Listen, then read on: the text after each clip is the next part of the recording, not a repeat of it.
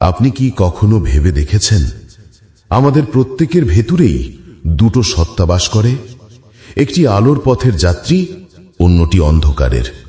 একটি আমাদের দেবত্ব বা মনুষ্যত্বের দিকে টানে, অন্যটি পশুত্ব বা আসরিকতার দিকে। আমাদের ভেতরের এই যুদ্ধেই নির্ধারিত হয় আমাদের জীবনের গতিপথ। শ্রীমদ্ ভগবদ গীতার ১৬ অধ্যায়ে ভগবান শ্রীকৃষ্ণ অর্জুনকে ঠিক এই দুটি পথের কথাই বলেছেন। একদিকে আছে দৈবী সম্পদ, যা আমাদের মুক্তি দেয়, আর অন্যদিকে আছে আসুরী সম্পদ, যা আমাদের বেঁধে ফেলে। চলুন আজ আমরা এই অধ্যায়ের গভীরে প্রবেশ করে নিজেদের ভেতরের আয়নায় মুখ দেখি এবং চিনে নিই আমাদের আসল পথ। আপনারা দেখছেন বাংলা ভক্তিমূলক চ্যানেল কৃষ্ণ দর্শন। আমাদের পরিবেশনা যদি আপনার ভালো লাগে তবে একটি লাইক দিয়ে এবং সাবস্ক্রাইব করে আমাদের পাশে থাকবেন, কারণ আমরা নিয়মিত এই ধরনের ভক্তিমূলক ভিডিও গোবিন্দের চরণে নিবেদন করে থাকি।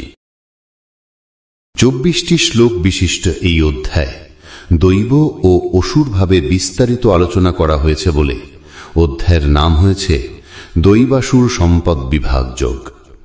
ভগবান শ্রীকৃষ্ণ বলেন, এই সংসারে দু প্রকৃতির মানুষ আছে। এক প্রকার মানুষ দেব প্রকৃতি সম্পন্ন এবং অন্য প্রকার অসুর প্রকৃতির।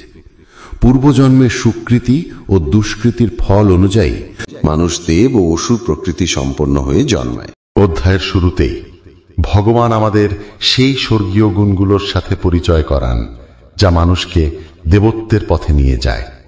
কল্পনা করুন এমন একজন মানুষের কথা যার হৃদয়ে রয়েছে নির্ভীক সাহস, যার মন কাঁচের মতো স্বচ্ছ ও পবিত্র, যার কথায় রয়েছে সত্যের জোর এবং আচরণে রয়েছে অহিংসা ও ক্ষমার স্নিগ্ধতা, যিনি দান করতে ভালোবাসেন, নিজের ইন্দ্রিয়কে সংযত রাখেন এবং ক্রোধকে জয় করেছেন।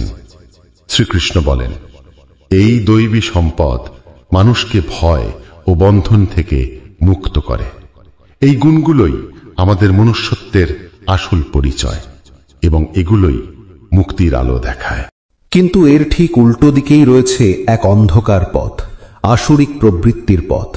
এই স্বভাবের মানুষেরা অহংকার, দম্ভ আর ক্রোধকেই নিজেদের চালিকা শক্তি মনে করে। তারা মনে করে এই জগৎ ঈশ্বরের সৃষ্টি নয়, বরং কামনা বাসনা থেকেই এর জন্ম এবং জীবন শুধুমাত্র ভোগ করার জন্য। তাদের জীবনে আমি আর আমার ছাড়া আর কোনো শব্দ নেই। ক্ষমতা, অর্থ আর প্রতিপত্তির পেছনে ছুটতে গিয়ে তারা ন্যায় অন্যায় ভুলে যায়। ঈশ্বর, ধর্ম বা শাস্ত্র কোনো কিছুকেই তারা সম্মান করে না, কারণ তারা নিজেদেরকেই সর্বশক্তিমান মনে করে। তাহলে এই পতনের মূল কারণটা কি? ভগবান খুব স্পষ্টভাবে আমাদের সাবধান করে দিচ্ছেন তিনটি বিষয় সম্পর্কে, যেগুলোকে তিনি বলেছেন নরকের তিনটি দরজা। এই তিনটি হল কাম অর্থাৎ তীব্র ভোগ বাসনা, ক্রোধ অর্থাৎ ধ্বংসাত্মক রাগ, আর লোভ অর্থাৎ সীমাহীন লালসা।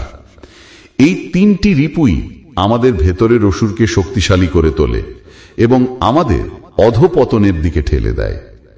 অসুর প্রকৃতির মানুষ মৃত্যুর পর নরকগামী হয় এবং সেখানে নানা দুর্ভোগ সহ্য করার পর পুনরায় পৃথিবীতে জন্মগ্রহণ করে থাকে। তাই শ্রীকৃষ্ণ দ্ব্যর্থহীনভাবে ঘোষণা করেন যে মানুষ এই তিনটি রিপুকে জয় করতে পারে, সেই নিজের আত্মার কল্যাণ করে এবং পরম শান্তি লাভ করে। শাস্ত্রের নির্দেশ মেনে চলাই হল এই রিপুগুলোকে জয় করার একমাত্র পথ।